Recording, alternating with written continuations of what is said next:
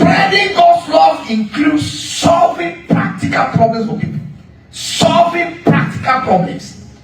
Everybody can solve a problem. Everybody. I don't have money. No. You can solve a problem. It's a matter of the kind of problem and the size you want to solve. A little here, a little there. A little drop of water. Make a tank to be full. Do the little you can do. When we share the simple message of the gospel to people around us, we are spreading God's love. You know what? It is a very sad commentary. It saddens my heart too. The passion for evangelism has died in the hearts of many Christians. How many of us are still committed to preaching the gospel? I'm speaking about actual evangelism. The Bible says in Isaiah 60 verse 1, so arise and shine, for your light has come. And then verse 2 says, for darkness shall cover the earth, and gross darkness the people. We are in that season now. Darkness of sin, darkness of terrorism, darkness of greed, darkness of poverty, darkness of sickness. It has covered the whole earth. The only solution to darkness is light. And there is no authentic source of light apart from the gospel. Romans 1:16 says, I am not ashamed of the gospel of Christ, for it is the power of God unto salvation to everyone who believes, to the Jew first and also to the Greek. So the gospel is the power of God, and power brings light. Look at it from a scientific point of view. If you want light in a room, you use power. You want light in your car, you use power. You want light on your phone, you use power. If the battery of your phone is dead, power will not be, light will not come. So at the bottom of light, what is driving light is power. Power.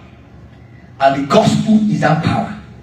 How many people have we ever shared the gospel with? How many souls will you meet in heaven and they will say, because of you, because of you, because of you? We need to get back to evangelism. Many of us in the Western world, we have forgotten and abandoned that ministry. No thanks to the situation, to the environment we're living in. Now, the Western world environment is peculiarly challenging for evangelism. They even make it to be an illegal thing in some places. They will tell you, don't speak, don't say nothing, don't talk about Jesus. Religious tolerance, socialism. They bring all those isms, globalism, humanism, and they tell people, you say it, we're going to prosecute you. But we still must do it. When we show love to others, when they fall into sin or into errors, this one pains me because I have a practical experience of some people who have been shut down because they made mistakes. The Bible says, if God will mark iniquity, who will stand? There is no believer, there is no servant of God, bishop, apostle, evangelist, living or dead, who never made a mistake or committed a sin all through their life.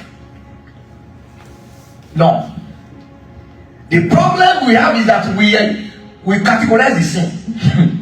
This one committed adultery is a devil. This one lied is a child of God. This one stole is Satan. This one was proud. No, it's not bad.